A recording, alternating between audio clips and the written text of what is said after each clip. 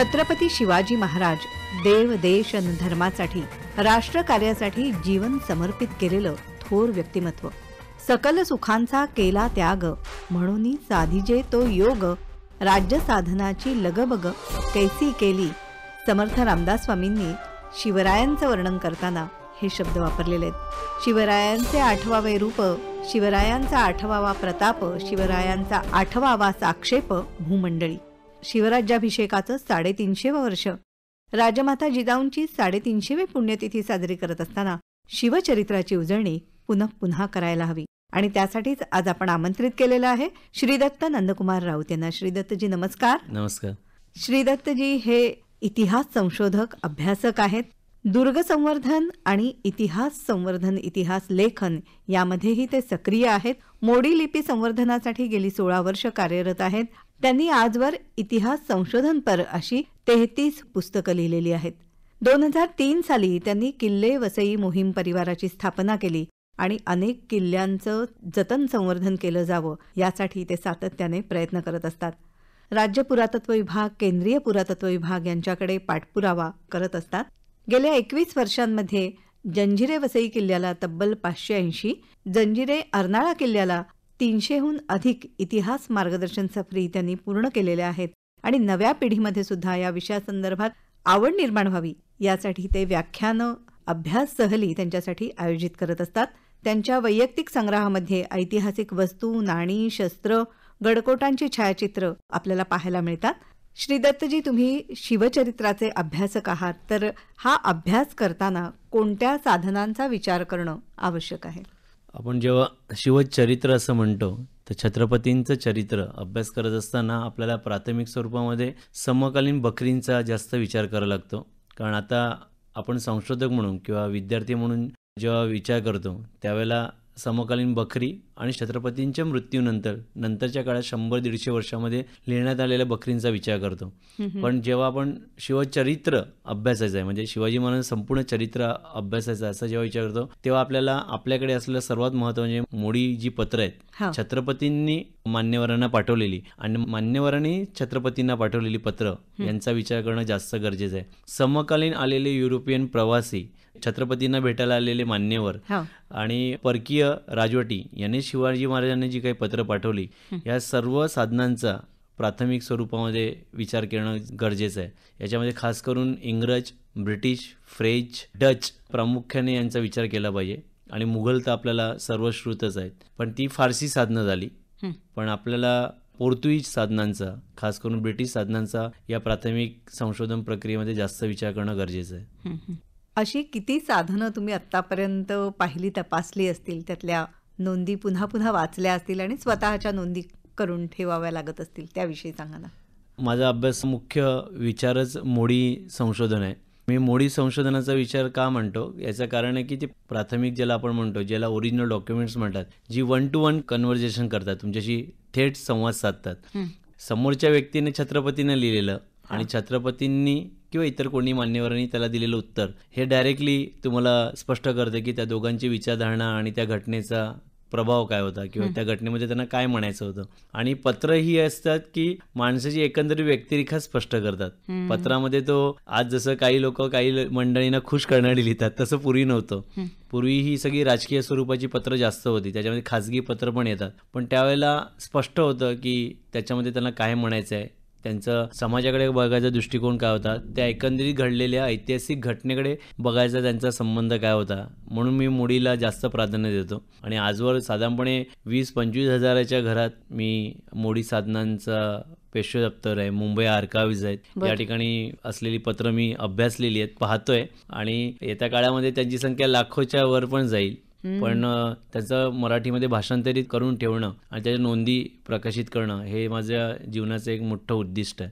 शिवचरित्र अभ्यासत असताना तुम्हाला छत्रपतींचे कोणते गुण हे विशेषत्वाने त्याच्यामध्ये जाणवले, आढळले? आपण जेव्हा शिवचरित्राचा अभ्यास करतो तेव्हा प्रत्येक अभ्यासकाचं एक उद्दिष्ट किंवा एखाद्या पर्टिक्युलर गोष्टीने ते पटकन त्याला आकर्षित होतात. मी पूर्वापार बऱ्याचशा जुन्या तलवारी किंवा शस्त्रांचा संग्रह नाण्यांचा संग्रह असल्यामुळे म्हणजे मी शिवराई जास्त जमा करतो बाकी नाण्यापेक्षा, तर असल्यामुळे माझं शस्त्र या विषयाकडे कल असतो. त्यामुळे मग छत्रपतींच्या असू दे किंवा पेशवे काळातले मान्यवरांच्या लढाई असू दे, याच्यामध्ये कुठली शस्त्र वापरली आणि त्या शस्त्रांच्या केवढ्या नोंदी मिळतात. मग शस्त्र म्हटलं तर आपल्याला फक्त ढाल आणि तलवारी माहिती असतात, बरोबर. पण खरं तर मराठेशाहीची कागदपत्र जर तुम्ही पाहिली तर याच्यामध्ये भाले आहेत, बिचवे आहेत, बाण आहेत, त्याच्यानंतर तोफगोळ्यासाठी स्वतंत्रपणे एक तोफखाना विभाग आहे. त्याच्यामध्ये आजही अलिप्त राहिलेल्या शेकडो शस्त्रांची नावं मिळतात, पण ती शस्त्र गोल होती, चौकोनी होती का षटकोनी होती, छोटी होती का मोठी होती, याचे काही संदर्भ उपलब्ध होत नाही. त्यामुळे आपल्याला शिवकाळातलं एक महत्त्वाचं जे आहे भाग की शस्त्रविद्या, जी भारतामध्ये ब्रिटिश काळानंतर लुप्तच झाली, त्या शस्त्रविद्येबद्दल मला फार उत्सुकता आहे. तर येण्या काळामध्ये मी स्वतंत्र असे तोफखाना नावाचे 3 पुस्तकं प्रकाशित करतोय, ज्याच्यामध्ये आजवर कुठेही प्रकाशित नसलेली तोफखाना विभागाची एक स्वतंत्र वेगळी ओळख लोकांमध्ये मिळेल. कारण तोफखाना विभाग म्हटलं आपल्याला असं वाटतं तोफ आणली जाते, कोणीतरी त्याच्यात दारुगोळा टाकतात आणि ती पुरुष मंडळी उडवतात, पण तोफखाना या विभागामध्ये स्त्रियांचा सहभाग मोठा आहे, हे कागदपत्र दाखवतात. अच्छा. म्हणजे तोफखाना विभागामध्ये लागणाऱ्या दारू सोबत जे आपल्याला इंधन म्हणून जे लागतात, शेणी लागते, त्याच्यानंतर लाकडं लागतात, त्या स्त्रियांचा स्वतंत्र वर्ग तयार असतो जो हे सगळं मटेरियल त्या तोफखाना विभागाला पुरवतं. बरं. तर स्त्री हा विषय देखील या निमित्ताने पुढे येईल आणि शिवचरित्रातून आपल्याला सगळ्यांना काय शिकवतं, एक चारित्र्य. म्हणजे आपण आता समर्थांची ओळ घाली तर शिवरायांचे 8वे रूप, शिवरायांचा 8वा प्रताप. तर चारित्र्य आपलं कसं असायला पाहिजे हे जास्त आजच्या पिढीला किंवा युवकांसाठी जास्त मार्गदर्शक ठरेल. तुम्ही मुख्यतः शस्त्रास्त्रांचा, त्या काळातल्या नाण्यांचा हा अभ्यास केलात आणि त्याच्याविषयी तुम्ही लिहिलंय सुद्धा विपुल. पण मी तुम्हाला विचारलं ते की कोणकोणते गुण शिवरायांचे हे तुम्हाला सगळ्यात जास्त आकर्षित करणार आहे? आपण परकीय साधनं जेव्हा वाचतो तेव्हा त्यांनी खास करून एक नोंद दिली आहे की ते म्हणजे छत्रपतींना माणसांची पारख करण्याचं एक मोठं हे होतं की समोरची व्यक्ती कोण आहे. दुसरी गोष्ट म्हणजे परकीयांना ओळखण्याचं गुण जो आहे तो छत्रपतींनी आपल्यापुढे मांडलेला आहे की आपण परकीय म्हणून जे म्हणतो, आलेला जो व्यापारी वर्ग आहे तो आपल्या देशासाठी हितकारक आहे किंवा कसा आहे ते आपल्याला कळलं पाहिजे. छत्रपतींकडे माणसांची पारख हा गुण आलाच. दुसरी गोष्ट नेतृत्व. तुम्ही छत्रपतींच्या सर्व मोहिमा जर बघितल्यात त्याच्यामध्ये नेतृत्व हा गुण फार महत्वाचा आहे. दुसरी गोष्ट नियोजन. छत्रपतींची सर्व गोष्टी ज्या आहेत सर्व त्या नियोजनपूर्वक आहेत. त्या मोहिमा सुद्धा सगळ्या वेळ, काळ, दिशा आणि दशा ही सगळं ठरलेली आहे. त्याचा निकाल काय लागणार हे देखील छत्रपती स्वतः ठरवतात. महाराजांच्या प्रत्येक कृतीमध्ये एक गोष्ट येते की युद्धभूमी जेव्हा आपण म्हणतो, आपल्याला युद्ध माहिती आहे पण युद्धभूमी पण महाराज स्वतः ठरवतात, युद्धक्षेत्र पण स्वतः ठरवतात. म्हणजे समोरच्याने येऊन फक्त तिकडे लढाई करायचं एवढं निश्चित आहे. शिवरायांचं हे महत्व आहे. दुसरी गोष्ट आहे की स्थापत्यशास्त्रात 17व्या शतकातला एक सर्वात महत्त्वाचा जाणकार असलेले व्यक्ती म्हणजे छत्रपती शिवाजी महाराज. आपण आज छत्रपतींचे गडकोट बघतो आणि आनंदित होतो की छान आहेत, पण आज ऑटोकॅड आणि इंजिनिअरिंगचे सर्व नियमावली तोडून टाकेल अशा छत्रपतींनी त्यावेळेला प्रतिकूल परिस्थितीमध्ये आणि कमीत कमी साधनामध्ये हे गडकोट उभारलेले आहेत, जे आपण आता दुरुस्ती करायचे म्हटले तरी आपल्याला दुरुस्ती करता येत नाही आहेत. तर हा एक महत्त्वाचा भाग आहे की त्यांना त्याचं पूर्ण ज्ञान आहे. कागदपत्रामध्ये आपल्याला गडकिल्ल्यांवरची दैवतं मिळतो, तर छत्रपतींनी देव, देश, धर्म यांना देखील या युद्धजन्य परिस्थिती, प्रतिकूल परिस्थितीमध्ये पण वाढवायचा प्रयत्न केलेला आहे. देवस्थानात त्यांनी दिलेलं संरक्षण, इनाम, सनदा हे आपल्याला कागदपत्रामध्येच कळतात. तर शिवरायांनी फक्त आपण असं म्हटलं की फक्त हनुमंत नाही किंवा शंभू महादेव नाही, तर तेव्हा असलेल्या सर्व ग्रामदेवतांना देखील आपल्या गडकोटांवरती स्थान दिलेले आहेत, जो विषय अजूनही संशोधनाची वाट बघतोय. छत्रपती शिवरायांच्या चरित्राचे अनेक पैलू हे आपल्याला सापडतील आणि त्याच्यासाठी अभ्यास करणाऱ्यांचीच संख्या मला वाटतं कदाचित कमी असावी. आणि श्री दत्त राऊत, तुम्ही तर सातत्याने गेली 20-22 वर्ष या विषयासाठी झोकून देऊन काम करता आहात.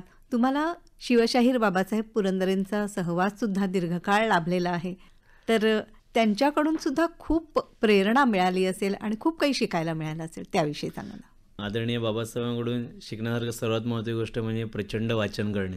म्हणजे बाबासाहेबांवर जो कालावधी गेला त्यामध्ये सर्वात महत्त्वाचं शिकलो म्हणजे वाचन आणि सर्वात म्हणजे संयम पाळणं.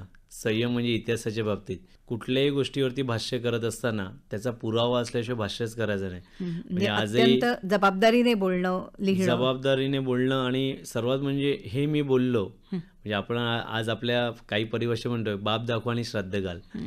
तर बाबासाहेबांचं नेहमी म्हणत की पुरावा आहे तर बोलायचं.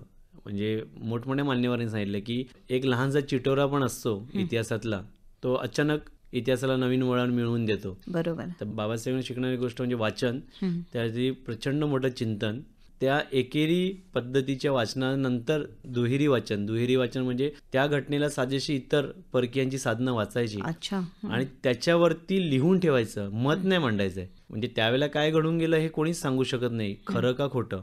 तर बाबासाहेबांनी ही गोष्ट फार शिकायला मिळाली की आपली मतं मांडताना पुराव्यानिशीच मांडायची. मी आजही ते पाळतो. म्हणजे अर्थात मोडी जवळ असल्यामुळे मतं फार ठाम असतात की बघा हे पत्र बघा आणि याच्यावरती भाष्य करा. तर बाबासाहेबांनी ती गोष्ट खूप शिकता आली. आणि त्या व्यतिरिक्त कुठली असेल जी वैयक्तिक लेवलला, ती म्हणजे वेळ पाळणं. म्हणजे बाबासाहेबांनी शिवकाळातली नेताजी पालकरांची असू दे किंवा इतर कितीतरी जंजिऱ्याच्या सिद्धीच्या विरुद्धची मोहीम असू दे, त्यावेळेला छत्रपतींनी वेळेवरती न आलेल्या व्यक्तींना काय काय शासन केलं आहे, ही सगळी उदाहरणं सकाळ संध्याकाळ दुपार ज्या ज्या वेळेला मिळाले की तुम्ही इतके वाजता उशीर आलात, तुम्ही मला ही वेळ दिली होती. बाबासाहेब कुठल्याही कार्यक्रमाच्या 15 मिनिटं अगोदर व्यासपीठावरती असायचे आणि त्यावेळेला त्यांच्या हातातलं घड्याळ, म्हणजे बाबासाहेबांचं घड्याळ म्हणजे जीव की प्राण असायचा. बाबासाहेब त्यावेळेला बोलायला सुरुवात करायचे.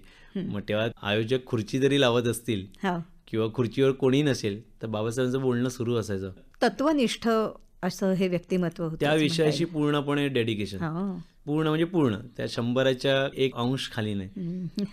अशा बाबासाहेब पुरंदरेंचा सहवास हा तुम्हाला थोडा नाही तर 14 वर्ष लाभलेला आहे. हे भाग्यच म्हणायला हवं. एका ऋषी तुल्य व्यक्तीबरोबर तपाचा 1 अंश घेता आला. 12 वर्ष एक तप होतं, त्याच्यावरून अधिक 2 वर्ष मिळाली. शिवचरित्राचा अभ्यास करताना हे इतकी सगळी तुम्ही म्हणाला तसं अगदी छोटासा चिटोरा सुद्धा महत्त्वाचा ठरू शकतो. तर आता नव्या पिढीपुढे, नवीन अभ्यासकांपुढे असणारी आव्हानं आत्ताच्या काळातली कोणती? म्हणजे मुख्य भाषेचं आव्हान आहे का? मोडी लिपी त्या काळातली जाणून घेणं, समजून घेणं? सर्वात मोठं आव्हान असेल ते म्हणजे आत्ताच आपण बोललो ज्याच्यावरती संयम, आणि सर्व गोष्टी म्हणजे आता या नवीन सोशल मीडियामुळे अभ्यास करायचा हे पहिले लक्षात राहत नाही की आपण अभ्यास केला पाहिजे. आणि अभ्यास म्हणजे 2 दिवस नाही, 3 दिवस नाही. म्हणजे मोडीचं एक उदाहरण सांगतो की कधी कधी काही पत्र 1 मिनिटात वाचून होतात, तर काही पत्र वाचायला 1 वर्ष लागू शकतं. त्यातली काही अक्षरं पुसट झालेली असतात. त्या लोकांनी लावलेला अर्थ कुठला आहे, कुठल्या परिस्थितीत लिहिलाय, त्याचा अर्थ लावणं गरजेचं असतं. नवीन अभ्यासापुढे आहे की जुन्या व्यक्तींनी, जुन्या मान्यवरांनी जे लिहिलेलं आहे, तासन तास आणि आयुष्याची एक मी म्हणेल पिढी व्यक्त करून लिहिलेलं आहे, ते त्यांनी वाचायला हवं. त्या ठिकाणी झाला पाहिजे. फील्ड व्हिजिट करणारे जवळपास आता अभ्यासक राहिले नाहीत. घरात बसून लिहिणारे बहुसंख्य लोक आहेत. म्हणजे जी आहे ती प्राप्त परिस्थिती सांगतो. त्याच्यानंतर दप्तरखाने, ग्रंथालयांची अवस्था फार बिकट आहे महाराष्ट्रामध्ये. म्हणजे मी शासकीय ग्रंथालय नाही म्हणत, जी जुनी आहेत, जिथे गेल्या 100-150 वर्षाचे लोकांचे त्रैमासिक, लेखमाला, प्रबंध आहेत, हे सगळे अतिशय वाईट अवस्थेमध्ये. हे सगळं जमा करणं, त्यासाठी कष्ट घेणं आणि मग अभ्यास करणं, एवढे कष्ट सध्या नवीन अभ्यासक घेत नाही. कथाकथित जी पुस्तकं आता तयार असतात, मार्केटमध्ये मिळतात किंवा यूट्यूब, व्हॉट्सअप माध्यमातून मिळतात, PDF मिळतात, ती घ्यायचं आणि अभ्यास करून चालू करायचं. त्याच्यामुळे नवीन संशोधन पुढे येत नाही, नवीन संशोधन. त्यामुळे नवीन अभ्यासाकडे हीच चिंता आहे की ते त्यासाठी किती वेळ देणार आहेत. तुम्ही असं मगाशी उल्लेख केलात की फील्ड व्हिजिट फार महत्वाची असते. म्हणजे त्या गडकोट किल्ल्यांना भेटी देणं असेल तर ट्रेकिंगसाठी तर तरुण वर्ग फार मोठ्या प्रमाणावरती उत्सुक असतो. पण ह्या अशा प्रकारचा अभ्यास करणं, ऐतिहासिक दृष्टीने काहीतरी करणं, हे घडताना दिसत नाहीये का? काय सांगाल? आता या क्षेत्रातलं 22 वर्ष पूर्ण करतोय मी. वसई किल्ल्याला आता पुढच्या 2 रविवारनंतर 600वी भेट देणार आहे. तर मी का सांगतोय, अजूनही माझा अभ्यास वसई किल्ल्याचा पूर्ण होत नाही. म्हणजे 600 वेळा जाऊन, या व्यतिरिक्त म्हणजे 600 इतिहास सफरी झाल्या, या व्यतिरिक्त मी 500-1000 वेळा किल्ल्यावरती गेलोय. तर दररोज त्या दगडामध्ये काहीतरी वेगळं पण दिसतं. कुठला तरी किल्ल्याचा एक भिंत, कुठला तरी कोपरा, कुठला तरी दरवाजा शिल्लक राहतो, कुठला तरी दगड, कुठला तरी शिलालेख राहतोच. आता किल्ल्याचा आवाक मोठा असल्यामुळे. तर महाराष्ट्रात सर्वच किल्ल्यांची अवस्था तशी आहे. कुठल्या तरी उत्खननातून नवीन मूर्ती बाहेर पडलेली असते, कुठल्या तरी मातीमध्ये भांड्याचा नवीन तुकडा मिळतो. त्या संदर्भातलं पेशपत्रात नवीन कागद मिळतो. आता मी वसई किल्ल्यामधली काही दैवतं शोधून काढली. विठ्ठलाचं मंदिर मी पुढे लोकांपुढे आणतोय आता, की विठ्ठलाचं मंदिर वसई किल्ल्याचं, अशी कितीतरी दैवतं लुप्त आहेत. तर फील्ड व्हिजिट केल्याशिवाय तुम्हाला त्या किल्ल्याविषयी आत्मीयता होणार, किल्ला तुमच्याशी बोलला पाहिजे. आणि आपण एखाद्या व्यक्तीला पहिल्यांदा भेटलो का तो आपल्याशी बोलत नाही, तो कधी बोलतो 3-4 वर्षाची मैत्री झाल्यावर. आता मी वसई किल्ला उदाहरण झालं, अर्नाळा किल्ला आहे, केळवा माहीम परिसरातले जवळपास 70 किल्ले आहेत. मी 500-600 वेळा त्या किल्ल्यांवरती गेलोय. गेल्या 22 वर्षात मी 2च रविवार घरी होतो. अच्छा. तर तुम्हाला असं तप करून त्या किल्ल्यावर गेला, तो किल्ला तो सगळं तुम्हाला सांगतो. त्याच्यावर बसलं पाहिजे, त्याच्यावर बोललं पाहिजे. ज्या दिवशी तो प्रसंग घडला त्या दिवशीच त्या गडावरती जायचं. अच्छा. वेळ काढून. आपण एखाद्या मित्राच्या किंवा मौज मजेसाठी कसा दिवस वेळ काढतो की ही तारीख ठरली आहे तर जायलाच पाहिजे. तर मी इतिहासातले त्या प्रसंगाच्या तारखा मिळाल्या तर त्या दिवशीच जायचं, त्या वेळेलाच जायचं. मग रात्री 1 वाजू दे, 2 वाजू दे, पहाटेचे 5 वाजू दे, तिकडे जाऊन त्या घटनेला काय घडू शकतं किंवा घडलं असेल त्याची अनुभूती घेतली तर मग ते लिहायला सोपं पडतं. आणि खरखर तिकडे तो बुरुज आहे का, तिकडे ते दैवत होतं का, ती व्यक्ती तिकडे कुठे उभी असेल, हा जो अनुभव घ्यायचा असतो मग तेव्हा इतिहास पुरुष तुम्हाला मदत करतो. गडदेवता तुम्हाला तथास्तु म्हणते. बरं, तुम्ही म्हणताय की ती तारीख, ती वेळ आपल्याला जर गाठता आली तर उत्तमच. पण असं घडतं का काही वेळेला की सलग काही दिवस त्या गडकिल्ल्यावर वास्तव्य करायला लागलंय आणि मग त्यातून काही माहिती ही नव्याने मिळाली आहे? माझा संशोधनाचा विषय वसईची मोहीम असल्यामुळे, म्हणजे वसई म्हणजे उत्तर कोकण, आतापासून बँड्रा ते दीव दमण हा माझ्या संशोधनाचा विषय आहे. साधारण 354 गावं त्याच्यामध्ये होतात.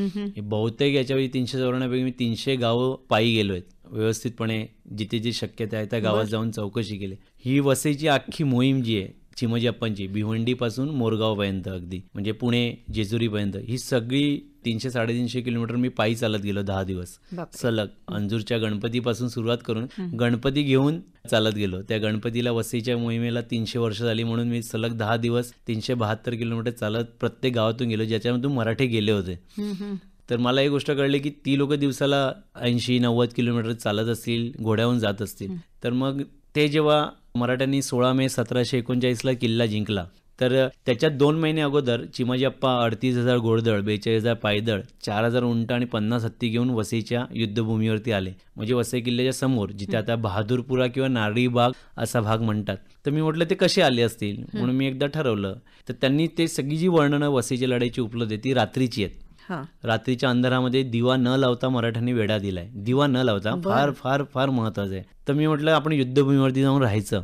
मी संध्याकाळी 6च्या दरम्यान ठरवून बॅग वगैरे घेऊन युद्धभूमीवरती जायचं ठरवलं. आणि पहिल्या दिवशी 6 वाजता मला जे मच्छरांनी फोडून काढलं डास, की मी काही तासात तिकडून निघून गेलो. पुढच्या वेळेला जाताना मी अगरबत्त्या आणि सगळी साधनं घेऊन गेलो आणि तब्बल 3 दिवस मी राहिलो. 3 दिवसानंतर जिथे जिथे चावायचं होतं मच्छरांनी त्याने फोडून काढलं होतं. पण मला ते रात्रभर जो अनुभव घ्यायचा होता की चिमजी अप्पा या ठिकाणी असतील, मराठ्यांनी दिवे न लावता या खाड्या ओलांडल्या असतील, त्या युद्धभूमीवरती चिखल आहे, आजच्या घडीला गुडघावर माणूस चिखलामध्ये आतमध्ये रुततो. तर सकाळ होताना आपल्याला तो एक अनुभव मिळतो की मराठ्यांनी मोर्चेबंदी कशी. असं 3 दिवस सलग मी वसईच्या युद्धभूमीवरती राहिलो. अर्थात 4-5व्या दिवशी सगळं ताप आला होता, मच्छर एवढं सगळं चालल्यामुळे, अशक्तपणा आणि रात्रभराचं ते जागरण, कारण झोपच लागायची नाही. इतके कष्ट, इतके परिश्रम त्याच्यासाठी तुम्ही घेतलेत, पण त्यातून काही नवं सत्य हे सापडलं का? एक तर भूगोलात झालेले बदल, त्या लोकांनी प्रतिकूल परिस्थितीमध्ये ही थंडी जी स्वीकारली असणार त्यावेळेला, बोचरी थंडी, हनुमान बैठकीमध्ये बसून चिखल्यामध्ये राहायचं, आजूबाजूचा भूगोल काही बदलला नव्हता, चिखल आहे, मच्छर, मी जसं तुम्हाला सांगितलं डास, त्यावेळेला तर अतोनात झाडी होती.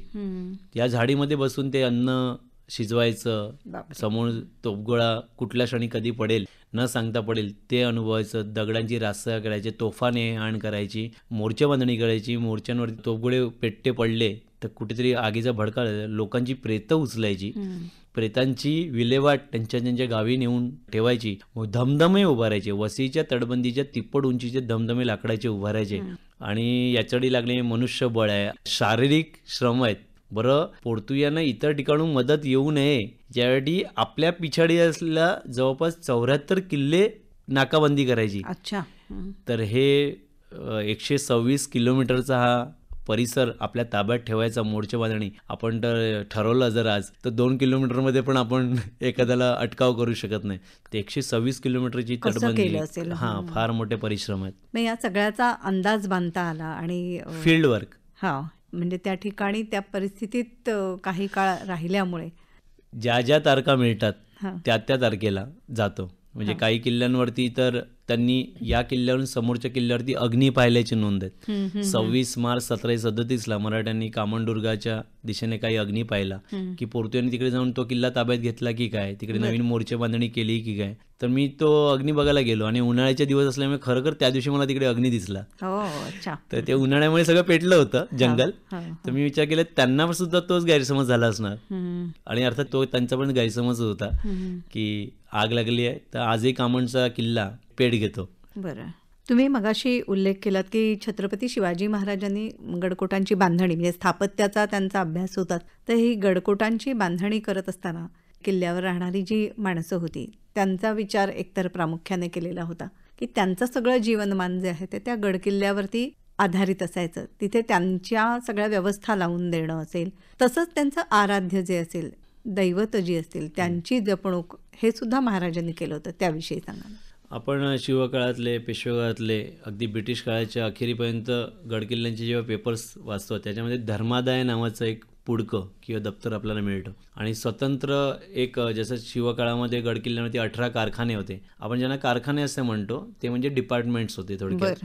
म्हणजे उष्टरखाना, हत्तीची नेमणूक आहे, जेवणाची व्यवस्था आहे, लकडखाना, असे 18 कारखाने आहेत, विभाग वेगवेगळे. तर त्याच्यापैकी एक विभागामध्ये धर्मादाय आहे. आता धर्मादायामध्ये पेपर्स बघत, कागदपत्र बघत असताना एक गोष्ट जाणवते म्हणजे आपल्याला शिवकाळातली प्रमुख देवता माहिती आहे, कालिका भवानी माहिती आहे, महिषासूर मर्दिनी माहिती आहे किंवा भवानी तलवार प्रसिद्ध आहे किंवा भवानी देवता प्रसिद्ध आहे. हो, बरोबर. हनुमंत आहे, शंभू महादेव आहे. या व्यतिरिक्त खरं तर गडाच्या माचीवरती, राहाळामध्ये, घेऱ्यामध्ये आणि नंतर पायथ्याची असणाऱ्या अशा 4 टप्प्यामध्ये असणाऱ्या प्रत्येक ठिकाणी छत्रपतींचे जे काही मावळे असतील, जे शिलेदार असतील, त्या सगळ्यांनी आपली जी ग्रामदेवता वर आणलेली असतात, ग्रामदेवता असू दे, ग्रामदेवतेची टाक असू दे, देवतांचे तांदळे असू दे आणि देवतांच्या मूर्त्या असू दे, हे सगळे प्रकार ते त्यांच्या सोबत असायचे. अच्छा. आणि त्यांनी त्या एखाद्या लहानशा राहुटीमध्ये, एखाद्या खळग्यामध्ये, एखाद्या दगडामध्ये केलेल्या कोणामध्ये ती दैवत प्रस्थापित असायची. आता हे कागदपत्रानुसारच कळलं की या देवतेला पौर्णिमेच्या रात्री गुळपोळीचा नैवेद्य दिला, त्यासाठी एक वेगळी भाकर दिली, त्याला तेल पाण्याची व्यवस्था लावून दिली होती छत्रपतींनी. तर ही सगळी दैवत त्या शिलेदारासोबत तिकडे असायची आणि ती त्याचं मानसिक स्वास्थ्य नीट ठेवायची की या देवाच्या भरोश्यावरती, या देवाच्या कृपादृष्टीवरती मी या स्वराज्याचं रक्षण करतोय. तर छत्रपतींनी तो देखील एक वेगळा भाग धर्मादायचा, मग त्याच्यामध्ये देवाची रोजची पूजा अर्चेची व्यवस्था, देवाला लागून जे काही तलाव असेल, विहीर असेल, देवाळ्याला आंघोळीसाठी जे काही पाणी वापरत असतील, टाका जे वापरत असतील, या सगळ्यांचे खर्च त्याच्यामध्ये मिळतात. थोडक्यात सांगायचं धार्मिक आणि सांस्कृतिक एक चांगलं व्यवस्थापन या निमित्ताने छत्रपतींच्या गडकिल्ल्यामध्ये दिसतं, ज्याचा खरंच अभ्यास झालेला नाही आहे की या राहुळामध्ये, माचीवरती, घेऱ्यामध्ये कुठली जसं आपण म्हणतो चेडोबा, वेतोबा, खेतोबा, नवलाई, पावजाई, वडजाई, या ज्या देव्या आहेत या लुप्त झाल्या. तसे छोट्या छोट्या गावांमधली ही ग्रामदैवत ही सुद्धा लोकांचं श्रद्धास्थान होतं. छत्रपती शिवाजी महाराजांच्या किल्ल्यांचा विचार करत असताना जलदुर्ग हा एक फार मोठा इतिहास आपल्याकडे आहे, त्यांच्याविषयी काय सांगाल? आपण छत्रपतींनी बांधलेले गडकोटांचा जर विचार केला तर साधारणपणे सभासद बकरीप्रमाणे छत्रपतींनी 100 किंवा 111 किल्ले नूतन बांधले असा उल्लेख मिळतो. आपण गृहीत धरूया की पूर्व असलेल्या बऱ्याचशा किल्ल्यांची छत्रपतींनी डागडुजी केली. सिंधुदुर्ग किल्ला, मालवणचा किल्ला किंवा काही पद्मदुर्ग, हे किल्ले पूर्णपणे छत्रपतींनी नवीन बांधलेले आहेत. छत्रपतींनी नवीन बांधलेल्या किल्ल्यांची संख्या मर्यादित आहे आणि बदल केलेल्या किल्ल्यांची संख्या जास्त आहे. आपण जेव्हा जलदुर्गांचा विचार करतो तेव्हा एक गोष्ट खूप विचारपूर्वक आहे, तेव्हा छत्रपतींनी कुठलाही किल्ला डबल कॉपी नाही बांधलेला आहे. अच्छा. हां, म्हणजे आपल्याकडे नॉर्मली तसं होतं की हे छान वाटते म्हणून तिकडे पण तसंच बांध किंवा थोडंसं चौकोनी आहे ते त्रिकोणी कर. तर छत्रपतींनी प्रत्येक किल्ल्यावरती, जलदुर्गांवरती नवीन प्रयोग केलेला आहे. तुम्ही खांदेरी उंदेरी किल्ल्यांवरती जर गेलात तर दगडाच्या राशी एकावर एक उचललेल्या आहेत. त्याच्यामध्ये मटेरियल वापरले नाही. जिथे अगदीच गरजेचं आहे तिकडे काही चुना किंवा गूळ किंवा शिसांचा वापर केलाय, पण छत्रपतींनी त्यावेळेला उपलब्ध असलेल्या आर्थिक नियोजनाच्या हिशोबाने प्रत्येक किल्ल्यावरती नवीन बदल केलाय. सिंधुदुर्ग किल्ल्यात छत्रपतींनी खूप मोठा पैसा आर्थिक भार अर्पण केलेला आहे. पण छत्रपतींचे इतर किल्ले जर तुम्ही बघितले, पद्मदुर्ग आहे, खांदेरी उंदेरी आहे, विजयदुर्ग आहे, या किल्ल्यावर सुवर्णदुर्ग, इतर किती जलदुर्गांची म्हणजे रांगच आहे. अगदी मालवणपर्यंत, दक्षिण कोकणापर्यंत, अगदी गोवा, अगदी खाली तेरेखोलपर्यंतच्या पोर्तुगीज किल्ल्यांची पण छत्रपतींनी किल्ला ताब्यात घेतल्यासाठी डागडुजी केलेली आहेत. म्हणजे परक्यांचे पण जे किल्ले छत्रपतींनी आपल्या स्वराज्यात आणले त्या किल्ल्यावरती, गोव्यातले काही किल्ले आहेत त्या बघा. तर या सगळ्यामध्ये एक दिसतं की आर्किटेक्चरच्या स्थापत्यशास्त्राच्या हिशोबाने कुठल्याही किल्ल्यावरती रिपिटेशन नाहीये. म्हणजे तुम्ही म्हणा की भूगोल वेगळा असलो, भूगोल जरी वेगळा असलो तरी पण स्थापत्यशास्त्राचा जो कोणी विशारद छत्रपतींना लाभला, म्हणजे खरं तर छत्रपती स्वतःच एक मोठे स्थापत्य विशारद आहेत, तर त्यावेळेला त्यांनी कुठली गोष्ट रिपीट नाही केली आहे. प्रत्येक वेळेला नवीन बदल त्यांनी आणल्यामुळे परकीयांना पण प्रत्येक जलदुर्गावरती स्वारी करताना याच्यामध्ये नवीन काय असेल याचा विचार करावा लागला. छत्रपती शिवाजी महाराजांच्या दूरदर्शीपणाचा विचार करताना सहजच आठवतो तो लहानपणी वाचलेला एक धडा की ज्याच्यामध्ये उंदीर रात्रीच्या वेळेला वात पळवून नेतील, याची काळजी घ्या आणि मग कुठे आग लागण्याची शक्यता आहे वगैरे, असे सगळे बारीक सारीक उल्लेख त्यांच्या पत्रव्यवहारामध्ये आढळतात. त्याविषयी सांगा ना. आज आपल्याला छत्रपती शिवाजी महाराज गडकिल्ल्यांमुळे माहिती आहेत किंवा गडकिल्ल्यामध्ये दिसतात, पण एक आहे छत्रपतींनी जो ठेवा आपल्याकडे दिलेला आहे तो आपण खरं तर आपल्या अभ्यासक्रमामध्ये थोडा लॉंग प्रोसेसमध्ये न्यायला पाहिजे होता. ते म्हणजे छत्रपतींनी दिलेला आपला राज्य व्यवहार कोश, ज्याच्यामध्ये स्वराज्यामध्ये वापरण्यात आलेले मराठी, संस्कृत उच्चाराचे सर्वच शब्द, आणि दुसरं म्हणजे आज्ञापत्र. आज्ञापत्र आपल्याला 4वी-5वीला थोडंसं डोकावतं आणि अगदी नंतर मग 12वीला डोकावतं. तर हे आज्ञापत्राचा एक स्वतंत्र विषयच करायला पाहिजे, कारण छत्रपतींच्या या आज्ञापत्रामध्ये त्यावेळेच्या गडकिल्ल्यांचं व्यवस्थापन, गडावरती असलेल्या व्यक्तिवर्गांचं व्यवस्थापन, हे सगळी जी आज्ञापत्राची 9 प्रकरणं आहेत सगळी, त्या सगळ्या प्रकरणामध्ये छत्रपती आपल्याला डोकावत असतात. एखादी गोष्ट त्यातली आम्हाला सांगा. म्हणजे मी माझ्या अभ्यासातून जी विचार करतो की एखाद्या माणसाचा दूरदर्शीपणा काय, तर छत्रपती शिवाजी महाराज आज्ञापत्रामध्ये असं म्हणतात की आपण गडकिल्ल्यांवरचा जो झाडोरा काढतो, केर कचरा जो सगळा काढतो, म्हणजे किल्ल्यावरती गवत फार उगवतं पावसाळ्यानंतर, तर ते गवत किंवा इतर जो कचरा आहे तो तटाच्या जवळ तुम्ही जाळून मोकळा करावा. म्हणजे त्याची पण जी भुकटी निघेल ती जवळपास आपल्या परिसरामध्ये असलेल्या थोडक्यात तेव्हाच्या बगीच्यामध्ये किंवा याच्यामध्ये वापरावी तो कचरा, त्याचं खत वगैरे. तर मी नेहमी विचार करायचो की कचरा काढला आणि जाळला ठीक आहे, म्हणजे त्या राखेचा मग कोणी बारूद किंवा कशा तरी ज्वलनशील म्हणून वापर करत असतील तर अर्थात योग्य, पण तोच कचरा तुम्ही तटाच्या त्या पलीकडे फेकू शकतात ना. जसं आज आम्ही संवर्धनाच्या नावाखाली झाडं तोडली का त्या पलीकडे फेकतो. तर त्याचं उत्तर आपल्याला मी म्हणेल छत्रपतींच्या जाण्यानंतर 200 वर्षांनी 150 वर्षांनी मिळतं. ठाण्याच्या एका किल्ल्यामध्ये पूर्वी गवत उगवायचं म्हणून त्या तटाच्या पलीकडे गवत उगवलं का तोडायचं, त्या पलीकडे टाकायचं, फेकायचं त्या बाजूला. असं एका कैद्याने किंवा एका व्यक्तीने वर्षानुवर्ष केलं. त्या बाजूला गवताचा एक ढिगारा तयार झाला, त्याच्यावरती उडी मारून तो पळून गेला. अच्छा. तर छत्रपतींनी हा खूप दूरचा विचार केला असावा की एखाद्या ठिकाणी तुम्ही ते गवताचं भारे टाकत राहिला त्या दिशेने, तर त्या बाजूला कोणी जाळपोळ करून येऊ शकतो किंवा त्याच्यावरती उडी मारून एखादा कैदी, एखादा राजजीवी कैदी तो उडी मारून त्या पळून घसरगुंडीसारखा पटकन निसटून जाऊ शकतो. तर गडांवरती पूर्वी जे सुलतान ढवे वगैरे व्हायचे, मोठे हल्ले व्हायचे, त्यावेळेला या गंजा पेटवल्या जायच्या, किल्ल्याचा तट पेटवला जायचा. तर हा फार छत्रपतींच्या आज्ञापत्राचा सूक्ष्म विचार करणं गरजेचं आहे की छत्रपतींनी हे कशासाठी म्हटलंय. जसं मगाशी तुम्ही म्हटलं की एक वात पण ठेवली, ती वात गोड लागते तेलाने भिजवलेली, त्यामुळे उंदीर मामा घेऊन जातो आणि मग तो कुठेही ज्वलनशील म्हणून ते पेटतं राहू शकतं. शिवकाळातले आपण कागदपत्र पाहताना दिसतो की मी मगाशी म्हटलं की एखाद्या मावळ्याला त्या माचीवरती लक्ष देत असताना संरक्षणाने त्याला तेल किती दिलं आणि वाती किती दिलं याचं पण नोटिंग उपलब्ध होत आहे. नोंदी ठेवणं हे सुद्धा त्या काळात खूप व्यवस्थित केलेलं होतं. हे एकूण तुमच्या आत्ताच्या बोलण्यात लक्षात येते. म्हणजे रेकॉर्ड ठेवणं चांगलं हे किती महत्त्वाचं आहे आणि ते किती आपल्याकडे उपलब्ध आहे काय सांगा. मी पेशवे काळाचा एक छोटूसा विद्यार्थी या नात्याने सांगतो की पेशवे काळातली कागदपत्र, शिवकाळातली कागदपत्र फार मर्यादित आहेत. म्हणजे रायगडाने थोडक्यात पेट घेतला रायगड पेटवला गेला मुघलांतर्फे तेव्हा जवळपास आपला सर्व दप्तरखाना जळून गेला. आपण आता ते इतिहास संशोधन करतो ते शिवाजी महाराजांनी ज्या मान्यवरांना पत्र पाठवली त्या त्यांच्याकडे वंशाकडे असलेल्या पत्रातून आपला छत्रपती दिसतात किंवा कळतात. पण पेशवे काळातलं जर नोंदीचं बघितलं तर मी आता म्हणेल की आजच्या काळामध्ये आपले डेली मिनिट्स ऑफ मीटिंग कसे लिखतात तशा पद्धतीचे अक्षरशः बुकं उपलब्ध आहेत. म्हणजे दररोज कोणी काय केलं दररोज. अच्छा. दुर्दैवाने वाचणारे अभ्यासकांची संख्या आणि डेडिकेशन जे आहे ते फारच अल्प असल्यामुळे कळत नाही. आणि हे तर झाला आपण आता फक्त लष्करी भागावरती बोलतोय किंवा मगाशी आपण ग्रामदेवतेबद्दल बोललो. या व्यतिरिक्त रोजचे जे काही स्वराज्याचे खर्च आहेत, एखाद्या गावाला वेस टाकली, एखादा माणूस स्वारीवरती गेला, गडाचे दरवाजे बंद झाले उघडे झाले तर तोफा वाजवल्या गेल्या, गडावरती कुठली झाडं लावली, गडावरच्या घरांना कुठल्या प्रकारची शाकारणीची गवतं आणली, त्या गावाचा महसूल, त्या गावामध्ये बांधलेले विहिरीचे पाणवठे, त्याच्यानंतर नदीवरच्या ब्रिज, नदीवरची जे ये जा करणारे ब्रिज आहेत त्या नावाडा दिलेला हक्क, म्हणजे गावातल्या प्रत्येक व्यक्तीचा रेकॉर्ड तो उपलब्ध होतो. म्हणजे हा फक्त लष्करी सामाजिक सांस्कृतिक भाग नसून याचे कमीत कमी म्हणेल की 1,500 ते 2,000 उपविभाग असू शकतात. इव्हन पेशवेकाळातला आता एक आहेर खर्च आहे की दररोज कोणी कोणाला आहेर किती दिलेत हा भाग आहे. त्याच्यानंतर कोणी पर्यटनाला गेलं तर त्या देवस्थानाला काय डोनेशन्स दिले तो एक भाग आहे. आता माझं नवीन पुस्तक येतं आतिषबाजी, रोज फटाके कुठले उडवले, त्या फटाक्यांच्या याद्या आणि कशाबद्दल उडवले, तर तुम्ही कुठल्याही विषयावरती लिहू शकतात. एवढ्या कागदपत्र उपलब्ध आहेत. हां, म्हणजे इतक्या नोंदी वेगवेगळ्या सापडतात.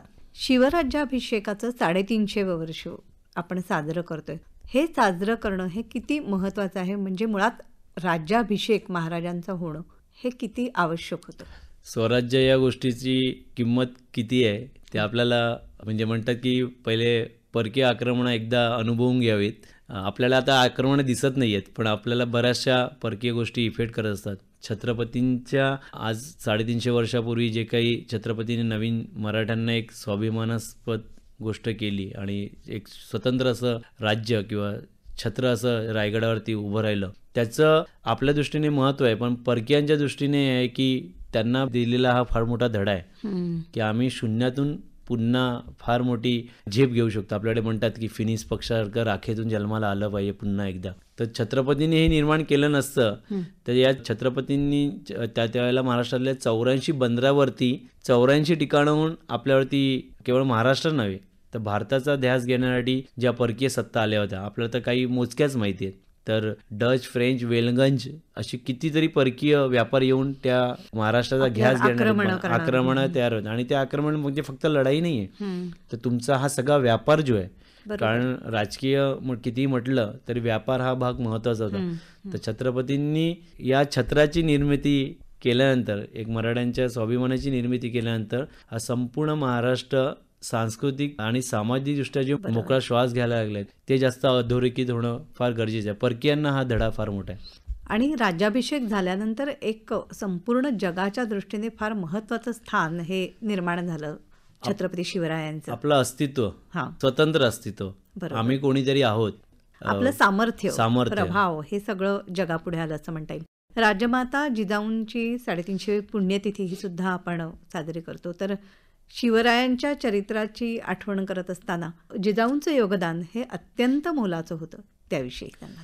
खरं तर मी मगाशी म्हटल्याप्रमाणे तत्कालीन स्त्रियांची पत्र किंवा मासाहेबांची पत्र जी आहेत ती फार अल्प मिळतात. मग त्याच्यामध्ये शक्यतो राजकीय धोरणं त्यांनी जी राबवली स्वराज्यामध्ये त्याच्यावरती अधिक प्रकाश पडतो. पण हे करत असताना आपण खरं तर त्याच्यानंतर जिजामातांचा आदर्श घेऊन ज्या नंतर स्त्रिया तयार झाल्या, कारण शेवटी आदर्श कोणीतरी सुंदर असं बी रोवल्यानंतरच त्याचा वटवृक्ष होतो. तर त्या आदर्शामध्ये एक दिसतं की धोरणी स्त्रियांव्यतिरिक्त स्त्री हा विषय खूप पुढे राजकारणामध्ये इन्व्हॉल्व्ह होत गेल्यापेक्षा म्हणेल की त्याचं महत्त्व आजही आपल्याला माहिती नाही आहे. कारण आपण पुरुषांचे लढाईचे पराक्रम फक्त बघतो पण ते युद्धाला गेल्यानंतर हा घरातला जो सगळा व्यापताप आहे आणि नवीन जन्माला आलेल्या मुलावरती जे संस्कार घडवायचे आहेत ते हा भाग स्त्रियांचा लिखित स्वरूपामध्ये येणं गरजेचं आहे.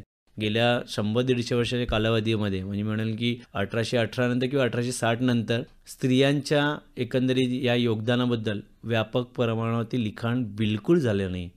आणि या स्त्रिया लढवय्या सुद्धा होत्या, म्हणजे त्या केवळ घरात बसल्या नाहीत, तर युद्धासाठी त्यांनी सहाय्य सुद्धा वेगवेगळ्या प्रकारे केले. पेशवे काळातल्या कागदपत्रामध्ये स्त्रियांची स्पष्ट कुणबिणी आहेत, नायकिणी आहेत, सगळ्यांचे स्पष्ट उल्लेख मिळतात नावासकट. शिवकाळातले दुर्दैवाने कागदपत्र कमी आहेत, पण शिवकाळामध्ये पत्रामध्ये मिळणाऱ्या ज्या स्त्री आहेत किंवा छत्रपती शिवाजी महाराजांना 2 पुत्र आणि 6 मुली आहेत, ते या ज्या घराण्यामध्ये गेल्यात त्या घराण्यामध्ये त्यांची कर्तबगारी काय झाली किंवा त्यांचं पुढे काय झालं हे आजही महाराष्ट्रांना पुरेपूर माहिती नाही आहे.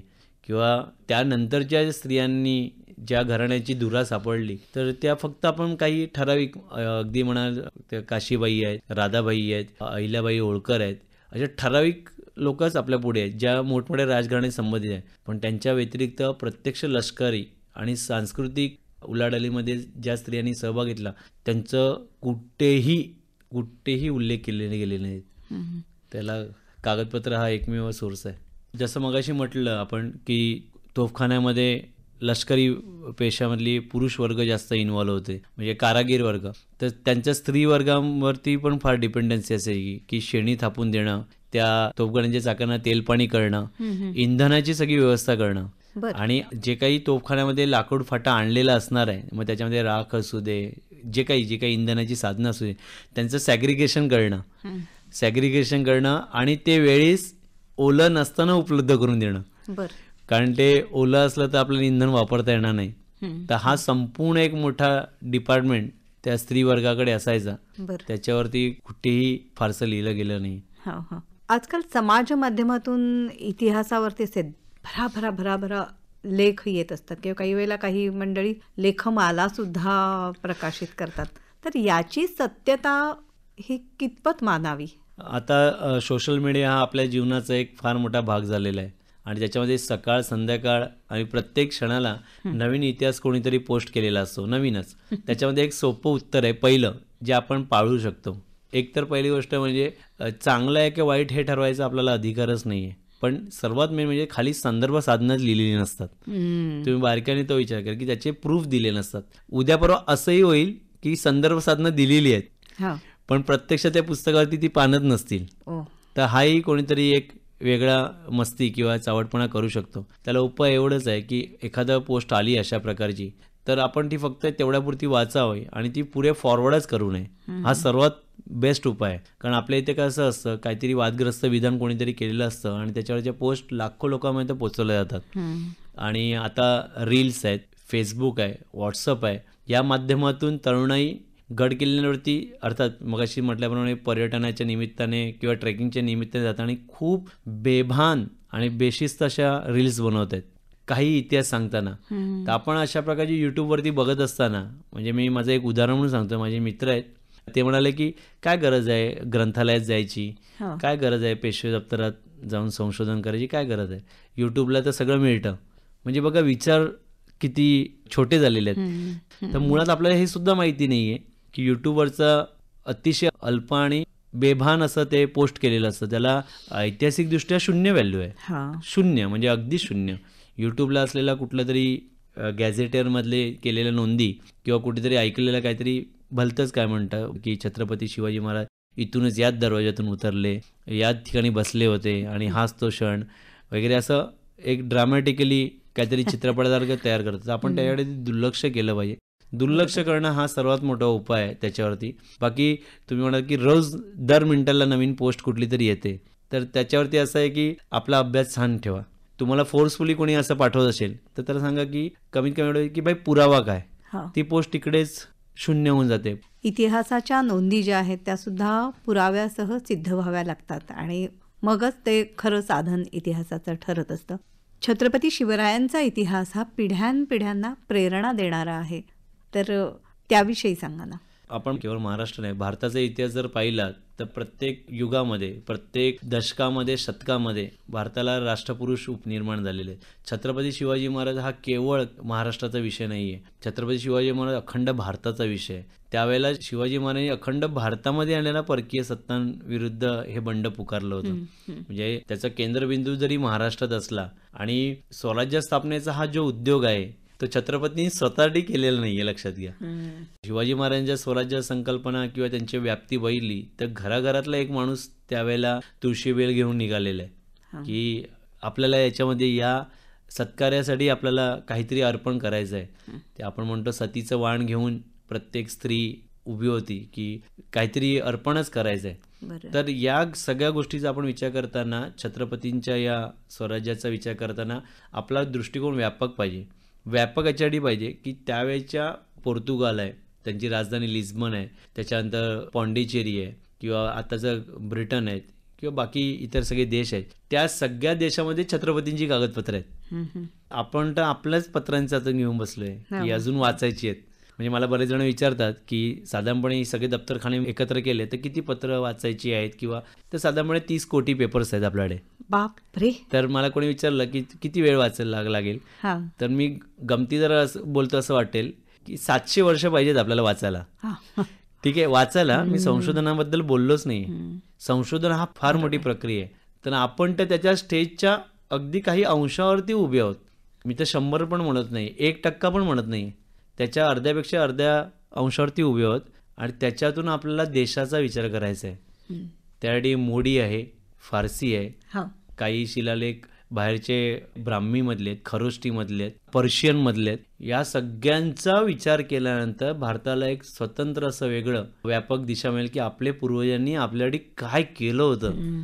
बाबासाहेब नेहमी म्हणायचे की आपल्याला राष्ट्रपुरुषांना कुठल्याही चाकोरीमध्ये बंद नाही करायचं आहे. त्यांना खूप मुक्त फिरायला दिलं पाहिजे. म्हणजे ते एका गावातून दुसऱ्या गावात गेले ना का ते अनुभवाने अधिक संपन्न होतील. मी स्वतः बाबासाहेबांनी सांगितल्याप्रमाणे जेव्हा दुसऱ्या गावात जायचो तेव्हा मला छत्रपतीबद्दल एक वाक्य कळायचं. तर त्या गावात गेल्यावरती कळायचं, अरे छत्रपतींनी इथे ना विहीर पण बांधून दिली आहे. मग आपण एक पाऊल पुढे गेलेलो असायचं. असं या गावागावांची साखळी केल्यानंतर आपल्याला भारत या तत्वाचं, भारत या संकल्पनेचं गाभा या निमित्ताने कळेल. वा. छत्रपती शिवाजी महाराजांचा इतिहास तुम्ही अभ्यासत आहात आणि या गडकोट संवर्धनाचं महत्त्व हा तुमच्या कामाचा एक मुख्य भाग आहे. तर त्याबद्दल आम्हाला काय सांगाल? गडकोटांचे संवर्धन खरं तर आपण सुरुवात करायला गेली 50 वर्ष कमी पडलो. आता सोशल मीडियामुळे प्रचंड संस्था, नवोदित तरुण खूप पुढे आले. पण आता संवर्धनाची संकल्पना अशी आहे की आपल्या इथे निधी सँक्शन केला जातो सरकारकडून किंवा विविध पातळीवरती, पण प्रत्यक्ष तो गड किल्ल्यावरती नाही होत. तो गडाच्या पायथ्याशी फक्त रस्ते तयार करणं आणि याच्यापुरती तो मर्यादित राहतो. बरं, दुर्गमित्र संघटना ज्या आपल्या परीने प्रयत्न करतात त्याला मी संवर्धन नाही म्हणणार. म्हणजे मी स्वतः जे करतो त्याला मी संवर्धन नाही म्हणणार. ते साफसफाई आहे, स्वच्छता, ती स्वच्छता आहे. गेलो किल्ल्याच्या वरचं झाड तोडलं, ते झाड पडत उगू नये म्हणून प्रोव्हिजन केलं, किल्ल्याच्या टाक्या स्वच्छ केल्या, पाण्याच्या केल्या, किल्ल्याच्या दारूच्या बाटल्या गोळा केल्या, प्लास्टिक गोळा केलं, ही स्वच्छता आहे. संवर्धन याची व्याप्ती किती मोठी आहे, तर संवर्धनाची व्याख्येमध्ये पहिला सर्व म्हणजे त्या किल्ल्याबद्दल तुम्हाला सगळं माहिती पाहिजे.